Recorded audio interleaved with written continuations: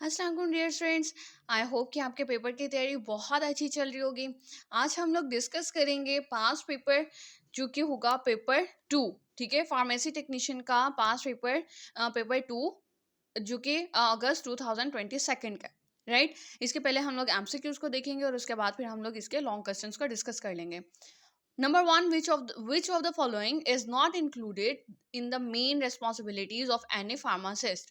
तो आप लोग कहते हो प्रिपरेशन ऑफ मेडिसिन। ठीक है, प्रिपरेशन ऑफ मेडिसिन जो है वो क्लिनिकल फार्मासिस्ट का मेन रेस्पॉन्सिबिलिटी नहीं है।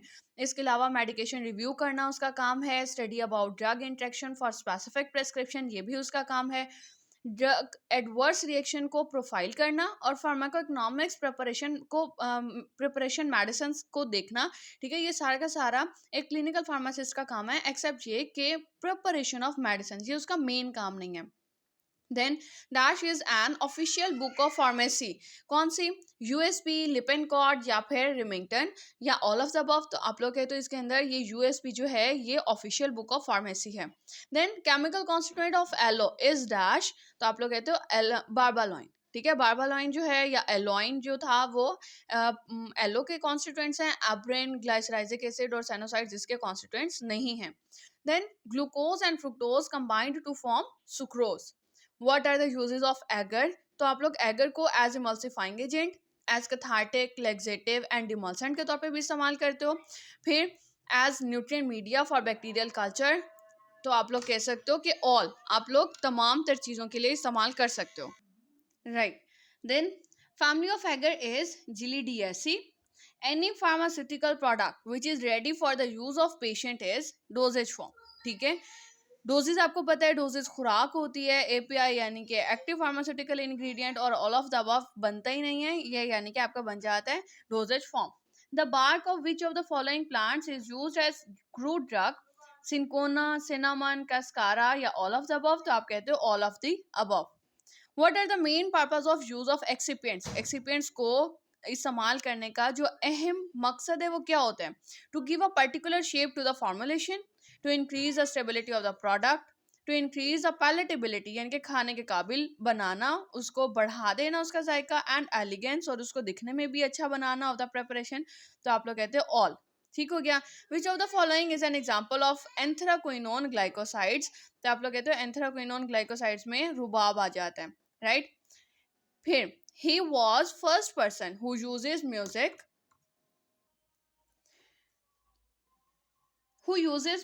for the treatment of psychological problems.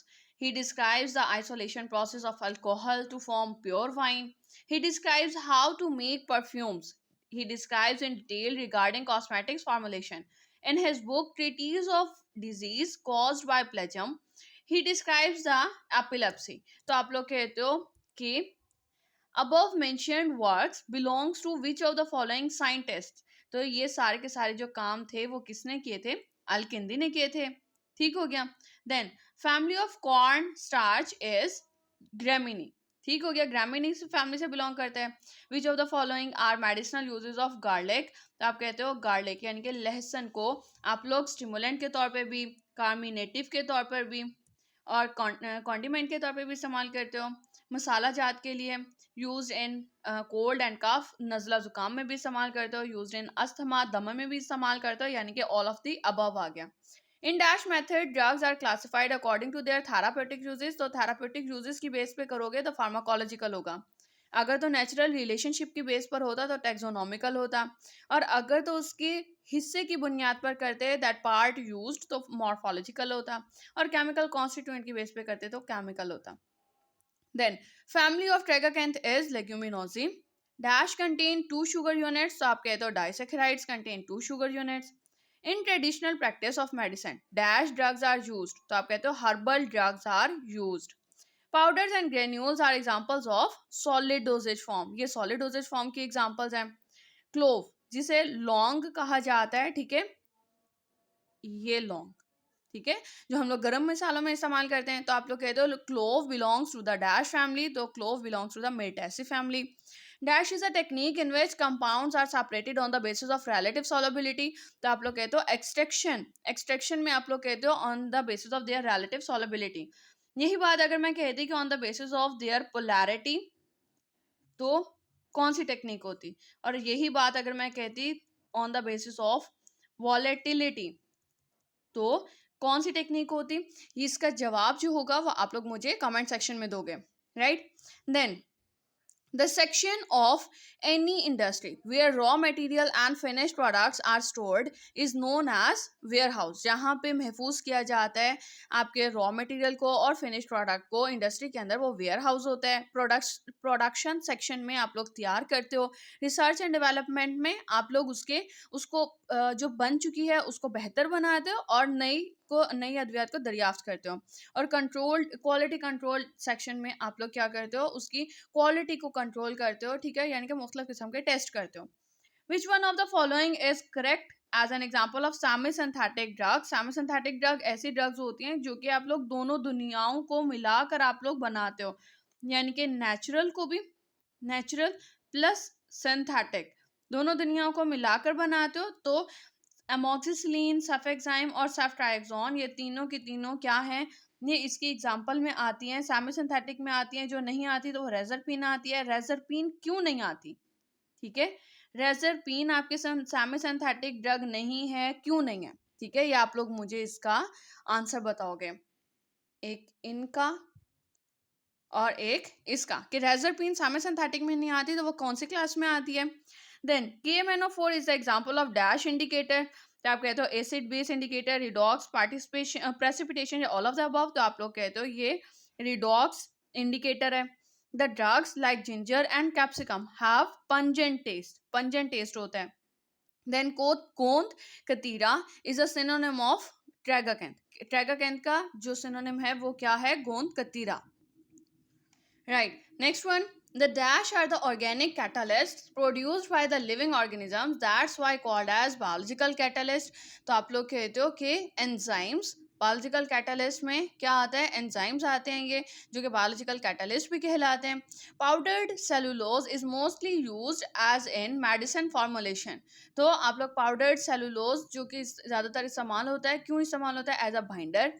Which of the following is about surface tension. तो आप लोग कहते हो it is defined as the force acting over the surface of liquid per unit length of the surface, or it is a force per unit area on the surface of liquid and its unit is Newton per meter square. तो इसका right answer जो है वो all बनेगा. ठीक हो गया. Dash converts a drug into medicines. तो कहते हो pharmaceutics. Dash is the study of crude drugs of plant and animal origin. तो आप लोगों का ये जवाब बनता है pharmacognosy.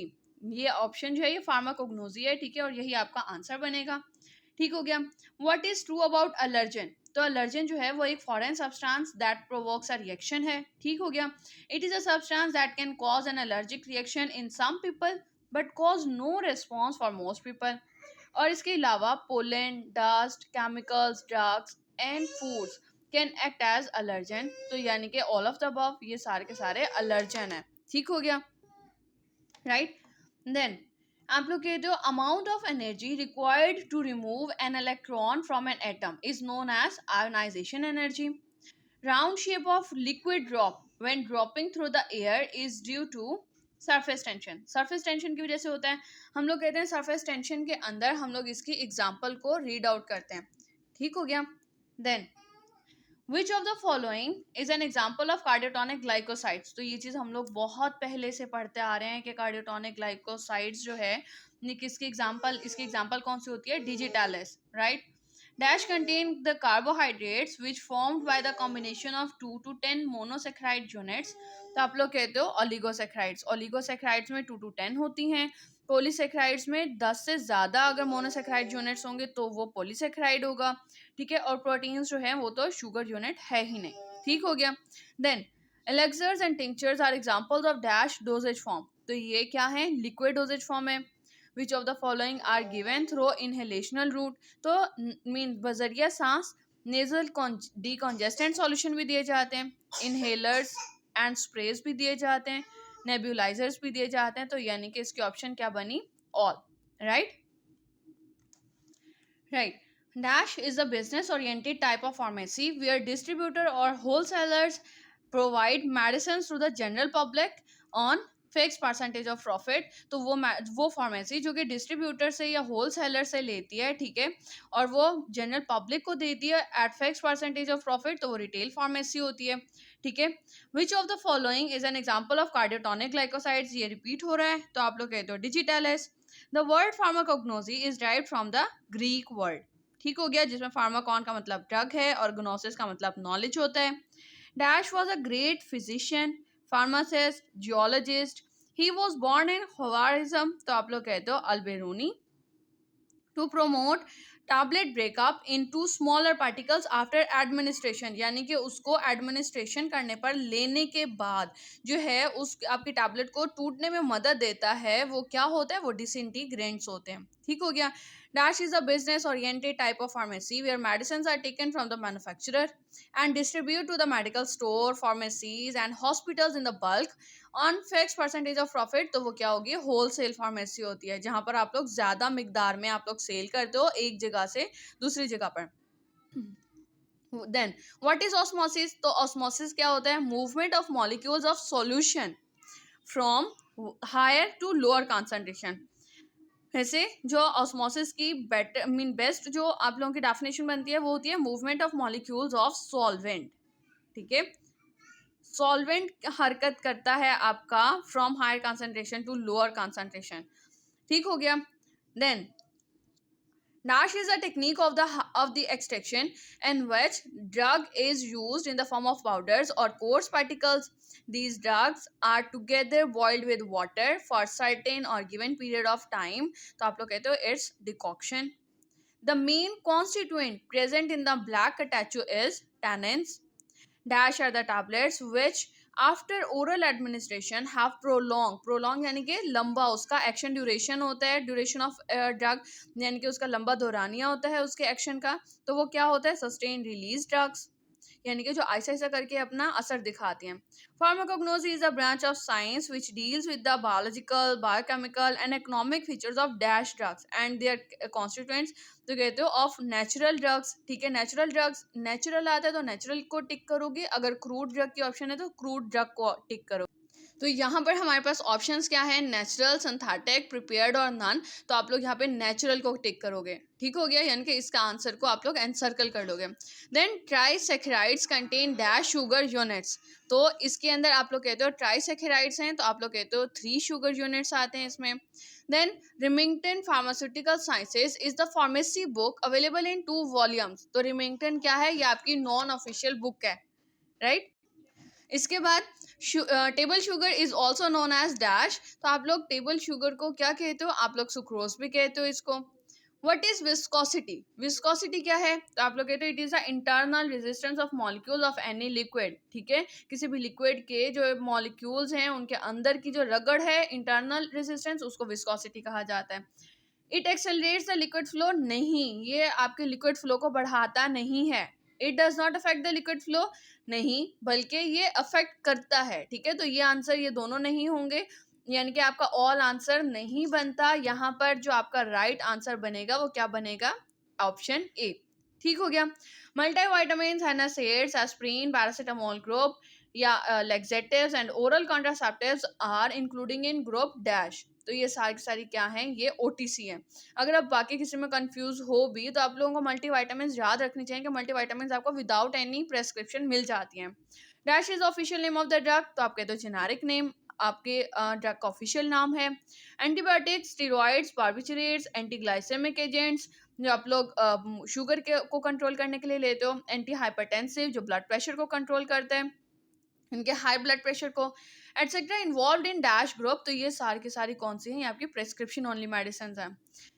The section of any industry where the quality of raw material and finished products are properly checked is known as, जहाँ पे properly check किया जाता है, ठीक है, चेक किया जाता है वो कौन सा होता है, क्वालिटी कंट्रोल होता है। The books containing the standards for drugs and other related substances are known as, वो वाली बुक्स जो कि आपके स्टैंडर्ड्स ऑफ ड्रग्स जिसमें शामिल होते हैं या उसी से मुतालिक दूसरे सब्सटेंसेस होते हैं, तो वो क्या होता है, फार्माकोपिया, फार्मुलरीज, तो आप लोग कहते हो बोथ ए एंड बी, एट्स फार्माकोपिया, ठीक है, फार्माकोपीडिया नहीं है, फार्माकोपिया, फार्मुलरीज, तो आप लोग कहते हो बोथ ए एंड बी, ठीक हो गया।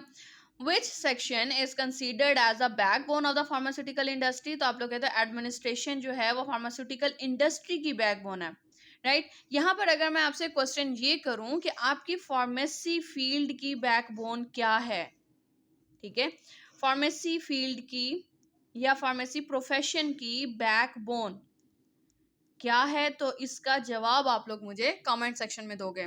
ठीक हो गया, ये आप लोगों का हो गया question number 4। Then which section is अच्छा ये चीज हो गई। Last one, dash is the study of physical, biochemical and biological properties of natural drugs and their chemical constituents as well as the search for new drugs from natural sources. तो आप लोग कहते हैं फार्माकोग्नोजी। और ये MCQ अभी पहले हम लोग पीछे पढ़ कर आए हैं, ठीक है। अब आप लोग मुझे ये भी बताओगे कि अगर आप लोग इस तरह का क्वेश्चन पेपर आता तो आप लोग अपने पेपर को कितना % ठीक कर पाते, ठीक है। यानी कि आपको आइडिया होता कि 60 एमसीक्यूज में आप कितने एमसीक्यूज जो हैं वो क्लियर कर लेते हैं। अच्छा, इसके बाद हम लोग शॉर्ट क्वेश्चंस को देख लेते हैं।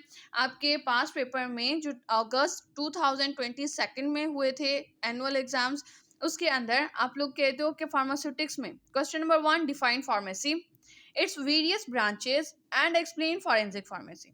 ठीक हो गया, तो आप लोग क्या करते हो, आप लोग फार्मेसी की डेफिनेशन लिख लेते हो, फिर उसके वेरियस ब्रांचेस के टाइप्स के नाम लिख लेते हो, forensic pharmacy, clinical pharmacy, industrial pharmacy, इस तरह से नाम लिखोगे और एक्सप्लेन सिर्फ उधर फॉरेंसिक फार्मेसी को करोगे, यानी कि फॉरेंसिक फार्मेसी की डेफिनेशन लिख ली और नीचे उसके रेस्पॉन्सिबिलिटीज लिख ली। ठीक हो गया। Then define drug and what are the classification of drugs on the basis of sale. तो आप लोग ड्रग को डिफाइन कर दोगे, उसके बाद फिर on the basis of sale, जिसे आप लोग कहते हो कि ओटीसी, ठीक है, ओटीसी और प्रेस्क्रिप्शन ओनली मेडिसिन जो होती हैं, ठीक है, पीओ नहीं करते हो आप लोग, पूरा लिखते हो प्रेस्क्रिप्शन ओनली मेडिसिन, इसको आप लोग एक्सप्लेन कर दोगे और उसकी एग्जांपल्स दोगे। Then write 7 official names of books of pharmacy. तो अगर तो आप लोग इसको एक्सप्लेन करना चाहते हो तो पहले पहले आप लोग ऑफिशियल बुक्स की डेफिनेशन लिखो, ठीक है, उसके बाद आप लोग उसकी एग्जांपल्स हो। अगर फिर भी आपको लगे कि ये आपके 5 नंबर का नहीं लग रहा तो किसी एक बुक को एक्सप्लेन कर दो। ठीक हो गया। Define surface tension and that are the factors that affect surface tension. तो सरफेस टेंशन की डेफिनेशन लिखो पहले पहले आप इसके अंदर, डिफाइन कर दो उसको, उसका यूनिट लिखो, फॉर्मूला लिखो, ठीक है। फॉर्मूला लिखने के बाद अगर तो आपके पास मतलब कि मजीद टाइम है तो आप लोग जो उसका स्फेरिकल यानी कि जो जो वाटर ड्रॉप है वो स्फेयर क्यों होता है, स्फेरिकल यानी गोल क्यों होता है, उसको एक्सप्लेन कर दो। अदरवाइज आप सिर्फ फैक्टर्स के नाम लिखो, ठीक है, और उसको उनको उनको एक्सप्लेन कर दोगे। ठीक हो गया। Then, what is the difference between dose and dosage form and describe different dosage form on the basis of the oral route of administration। ठीक है, तो इसके अंदर क्या करते हो, डोज क्या होती है, dose is the amount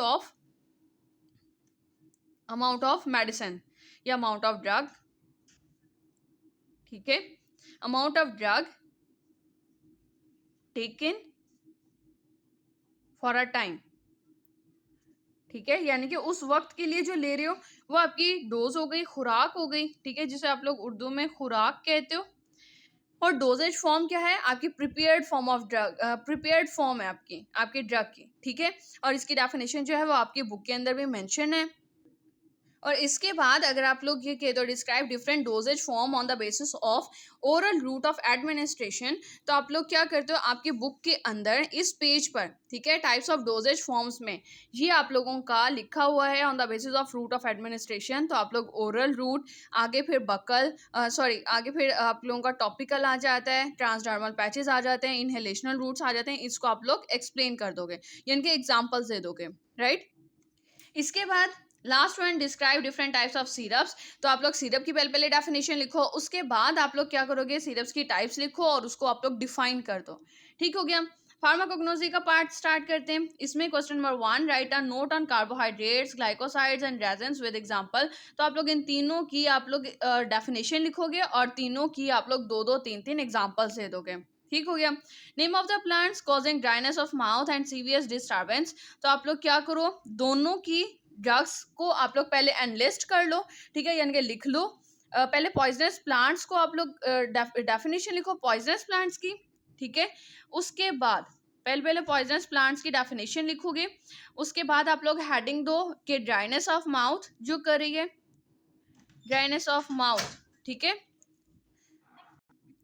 right, dryness of mouth cause करती है, आप लोग इसकी पहले हेडिंग दो, उसके बाद आप लोग इसके नेम्स लिखने के बाद, ठीक है, ड्रग्स लिखने के बाद आप लोग किसी एक को एक्सप्लेन कर दो, लाइक उसका उसका कॉमन नेम, उसकी जो बायोलॉजिकल सोर्स है वो, फैमिली, टॉक्सिन कौन सा मौजूद है और सिम्टम्स कौन से आते हैं। इसी तरह से सीवियस डिस्टर्बेंस की हेडिंग दोगे आप लोग, और उसके बाद उसके प्लांट्स को एनलिस्ट करके फहरिस्त बनाकर किसी एक को एक्सप्लेन कर दो।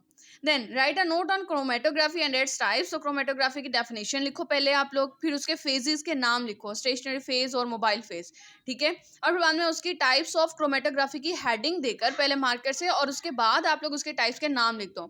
अगर आपके पास टाइम है तो आप लोग टाइप्स को आप लोग डेफिनेशन भी लिख दोगे उसकी, ठीक हो गया। Then define allergy and write its science and symptoms. तो एलर्जी को पहले आप लोग डेफिनेशन लिखोगे, फिर एलर्जी के चैप्टर के बिल्कुल नेक्स्ट पेज पे आप लोग देखोगे साइंस एंड सिम्टम्स का एक टेबल बना हुआ है, ठीक है, आप लोग उस टेबल को एक्सप्लेन कर दो। Then write short note on the, right, आप लोग उसको एक्सप्लेन कर सकते हो। Then write short note on crude drugs. अगर आप लोग क्रूड ड्रग्स के ऊपर आप लोगों को क्वेश्चन जैसे आया हुआ है तो आप लोग क्या करो, पहले पहले क्रूड ड्रग्स की डेफिनेशन लिखो, डेफिनेशन लिखने के बाद इसके एक दो एग्जांपल्स दे दो। एग्जांपल्स कैसे कि आप लोग सिनेमन बार की इस्तेमाल कर रहे हो, ठीक है, या आपका स्कारा की बार की इस्तेमाल कर रहे हो, फैनल सीड, फैनल का फ्रूट इस्तेमाल करो, फैनल फ्रूट्स, इस तरह से आपने एग्जांपल्स दे दी। उसके बाद आप लोग मेथड्स लिख दो उसकी क्लासिफिकेशन के, टेक्सोनोमिकल और केमिकल और फार्माकोलॉजिकल, वो वाले आपने उनके मेथड्स के नाम लिखे और फिर उसको डिफाइन कर दो, ठीक है, वो आप लोगों का एक शॉर्ट नोट बन जाएगा क्रूड ड्रग्स का।